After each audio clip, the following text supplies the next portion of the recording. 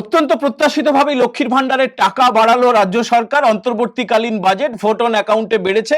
1000 টাকা করে যারা পেতেন তারা 1500 টাকা করে পাবেন, আর যারা 1200 টাকা করে পেতেন তারা 1700 টাকা করে পাবেন। এর পাশাপাশি সিভিক, অঙ্গনওয়াড়ি, আশাকর্মীদের জন্য ঘোষণা করেছে রাজ্য সরকার, অর্থাৎ মমতা ব্যানার্জি কিছুটা চেষ্টা করেছেন 2 মাসের মধ্যে তাকে ভোটে যেতে হবে, এই কারণে তাকে এই ভাতাগুলোকে বাড়াতে হবে। এগুলো তো অত্যন্ত প্রত্যাশিত ছিল, কিন্তু অন্য একটা চাল চেলে দিয়েছেন রাজ্যপাল ডক্টর সিভি আনন্দ বোস, সেটা নিয়ে আজকে আমরা আলোচনা করব। জয় হিন্দ বন্ধুরা, আমি দীপঙ্কর মন্ডল, আপনারা দেখছেন নবান্ন নিমন্ত্রণ, আপনাদের সবাইকে স্বাগত। বন্ধুরা, আমরা যখন ভিন রাজ্যে যাই, আমাদেরই যারা স্বজাতির মানে বাঙালিরা যারা অন্য রাজ্যে চলে গেছেন বা বিদেশে চলে গেছেন, তাদের যখন আমরা জিজ্ঞেস করি যে কেন তোমরা আমাদের রাজ্যে ফিরছো না, পশ্চিমবঙ্গে ফিরছো না, তখন তারা একটা কথা বলেন যে অভাগা যায় বঙ্গে, কপাল যায় সঙ্গে।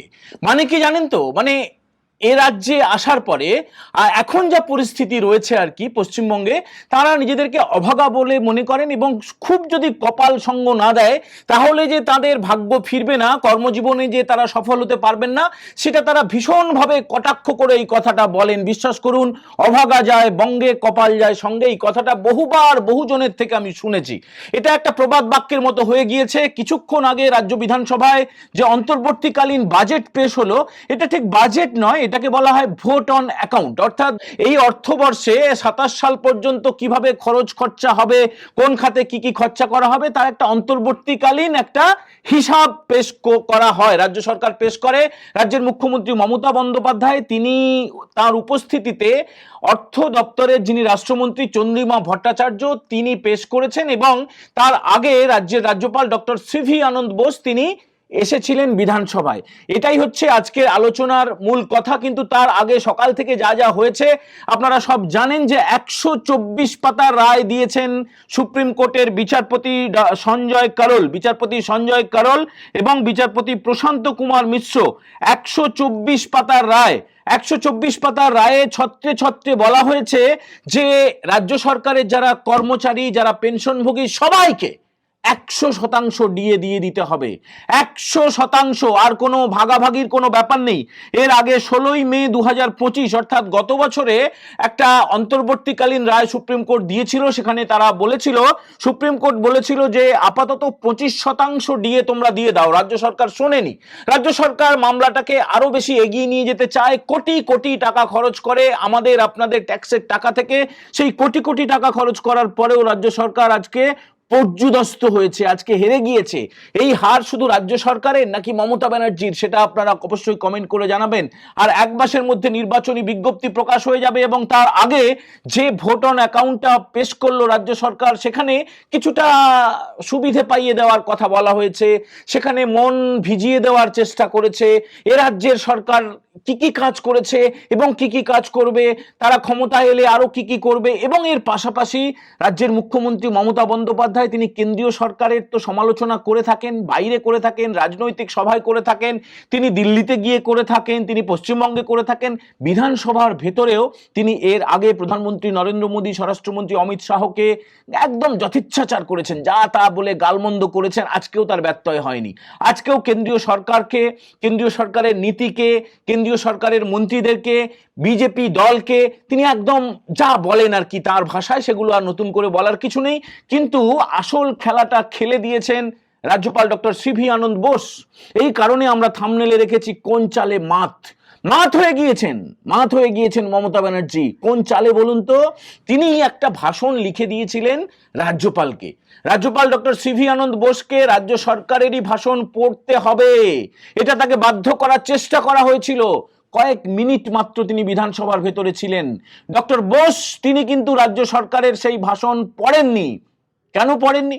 তার কারণ সেই যে ভাষণটা ছিল সেখানে ছত্রে ছত্রে কেন্দ্রীয় সরকারের এবং কেন্দ্রীয় সরকারি প্রকল্পের, কেন্দ্রীয় সরকারি নীতির সমালোচনা করা হয়েছিল, এবং বলা হয়েছিল যে যেটা বলে থাকে আগের বামফ্রন্ট সরকারও বলতো, তৃণমূল সরকারও যেটা বলছে এখনো পর্যন্ত, আগামী দিনে নতুন সরকার আসার পরে যখন এই ভোট অন অ্যাকাউন্টটা পূর্ণাঙ্গ বাজেট হবে, তখন নিশ্চয়ই আপনারা আর শুনতে পাবেন না। তবে মমতা ব্যানার্জি যেটা বলে আসছেন যে কেন্দ্র নাকি দ্বিচারিতা করছে, কেন্দ্র বৈমাতৃ সুলভ আচরণ করছে, কেন্দ্র এখানে টাকা দিচ্ছে না, ওখানে টাকা দিচ্ছে না, কেন্দ্র ঘাটাল মাস্টার প্ল্যানে টাকা দিচ্ছে না, ডিজাস্টার হলে টাকা দিচ্ছে না। কিন্তু আপনারা মনে নিশ্চয়ই রেখেছেন যে আনন্দপুর, কলকাতা সংলগ্ন আনন্দপুরে 26শে জানুয়ারি প্রজাতন্ত্র দিবসের দিনে যে বিধ্বংসী অগ্নিকাণ্ড হয়ে গিয়েছিল, সেই অগ্নিকাণ্ডে প্রায় 50 জনের কাছাকাছি মানুষ মারা গিয়েছেন। অফিসিয়ালি 27 জন বলা হচ্ছে, আর বাকিদের তো কোনো খোঁজই নেই। তারা আদৌ বেঁচে আছেন নাকি তারা কোথায় আছেন, তাদের আদৌ কোনো শরীরের অংশ আছে কিনা, কোনো রকমের কোনো খোঁজ খবর পাচ্ছে না। শুধুমাত্র রাজ্যের বিভিন্ন জেলায় হাহুতাশ আর দীর্ঘশ্বাস, চোখের জল। মমতা ব্যানার্জি সেই বিষয়ে আজকে মুখ খুলেছেন। তিনি যেতে পারেননি সেদিন, তিনি ফটো সেশন করেছিলেন রাজভবনে 26শে জানুয়ারিতে।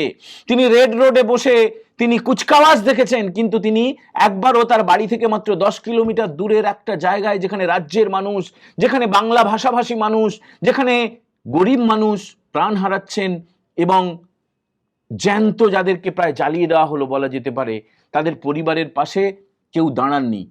সরকার নাকি ক্ষতিপূরণ দেবে, এবং ক্ষতিপূরণের যে চেকগুলো দেখা যাচ্ছে, সেখানে যে ফুলের যে গোডাউনটি ছিল একটি সংস্থার, তার সই রয়েছে, আর যে মোমো প্রস্তুতকারক সংস্থা তাদের সই রয়েছে। তাহলে রাজ্য সরকার বা রাজ্য পুলিশ কি করে ক্ষতিপূরণ দিচ্ছে, এটা বিরাট বড় একটা সীমাহীন রহস্যে পরিণত হয়েছে। সেই ব্যাপারে মুখ্যমন্ত্রী বলেছেন তার কাজ ছিল বলে তিনি যেতে পারেননি। তিনি তার মন্ত্রীদেরকে পাঠিয়েছিলেন, অরূপ বিশ্বাসকে, ববি হাকিমকে, কিন্তু তিনি এটা উল্লেখ করতে পারলেন না যে দমকল মন্ত্রী কেন 32 ঘন্টা পরে সেখানে পৌঁছলেন।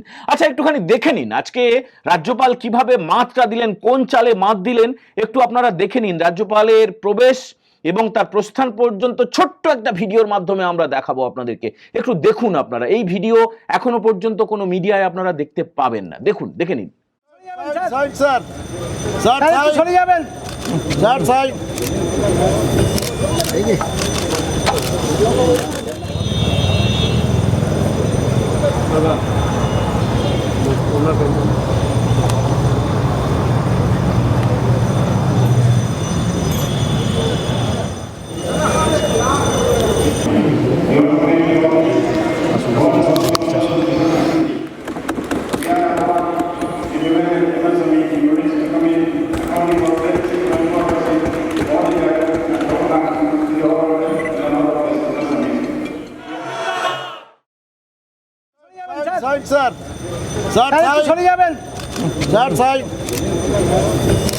যে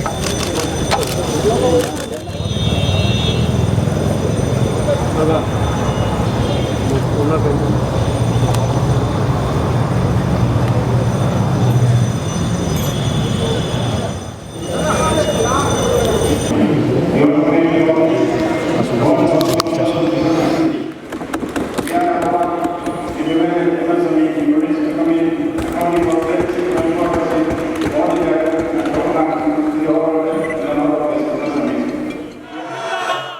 রাজ্যপাল ডক্টর বোস তিনি যখন তার এই ক্ষুদ্র মানে কয়েক মিনিটের 4 মিনিটের বক্তৃতা তিনি শেষ করে চলে যাচ্ছিলেন, রাজ্যের বিরোধী দলনেতা শুভেন্দু অধিকারী উঠে দাঁড়িয়ে, সমস্ত বিজেপি পরিষদীয় দলের সমস্ত সদস্য উঠে দাঁড়িয়ে রাজ্যপালকে অভিবাদন জানিয়েছেন এবং ধন্যবাদ এবং কৃতজ্ঞতা প্রকাশ করেছেন যে তিনি রাজ্যপালের আসনে বসে তিনি রাজ্য সরকারের লিখে দেওয়া ভাষণ তিনি পড়েননি।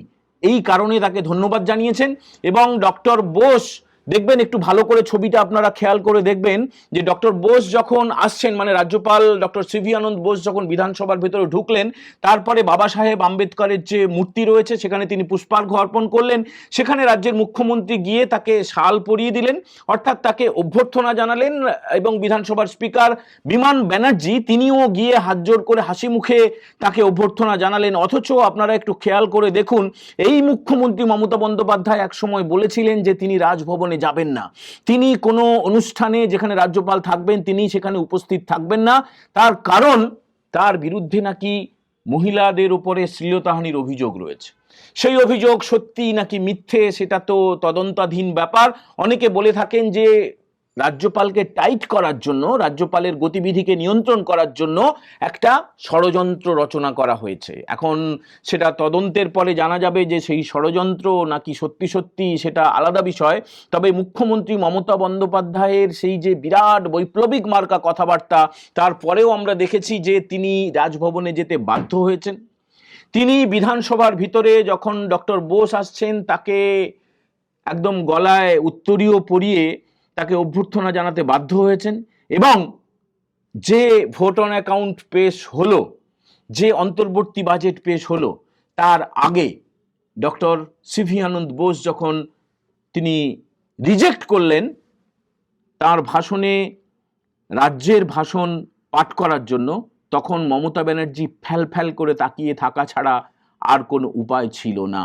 ভোট অন অ্যাকাউন্টে মমতা ব্যানার্জির সরকার ঘোষণা করেছে 4% করে ডিএ বাড়ানো হবে এবং 1 এপ্রিল থেকে সেটা লাগু হবে। তবে কি জানেন তো, সুপ্রিম কোর্ট যে রায় দিয়েছে, গোটা এপিসোডটাতে আমরা 124 পাতার রায় আপনাদেরকে দেখালাম, তার সঙ্গে কিন্তু এটা সাযুজ্যপূর্ণ নয়। সুপ্রিম কোর্ট যে রায় দিয়েছে 25% টাকা এখনই দিয়ে দিতে হবে, সে ব্যাপারে রাজ্য সরকার কোনো কিছু বলেনি। আর কতজন মানুষ, সরকারি কর্মচারী আর পেনশনভোগী মিলিয়ে 20 লক্ষেরও বেশি, প্রত্যেকটা মানুষের পরিবারে যদি 4 জন করেও হয়, তাহলে সংখ্যাটা দাঁড়ায় 80 লক্ষ। অর্থাৎ 80 লক্ষ মানুষকে কি রাজ্য সরকার খুশি করতে পারলো? মমতা ব্যানার্জি কি খুশি করতে পারলেন? পারলেন না। এর সরাসরি প্রভাব পড়বে আগামী বিধানসভা নির্বাচনে।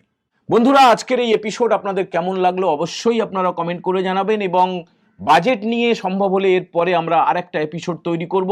ততক্ষণের আগে পর্যন্ত আপনাদের জানাচ্ছি, যারা প্রথমবার দেখছেন অবশ্যই নবান্ন নিমন্ত্রণ চ্যানেলটা সাবস্ক্রাইব করবেন, এবং আপনারা চাইলে সাবস্ক্রাইব করার পাশাপাশি বন্ধুদের সঙ্গে শেয়ার করতেও ভুলবেন না। আর অবশ্যই কমেন্ট করার পাশাপাশি বেল বাটনে যারা প্রেস এখনো করেননি, প্রেস করে রাখবেন। নোটিফিকেশনের মাধ্যমে সমস্ত ভিডিও আপনারা দেখতে পাবেন। আর আপনারা চাইলে এই চ্যানেলের প্রাইমারি মেম্বারশিপ নিয়ে আপনারা সুপার থ্যাঙ্কস পাঠিয়ে আমাদেরকে উদ্বুদ্ধ করবেন। সবাই ভালো থাকবেন। জয় হিন্দ, বন্দে মাতরম।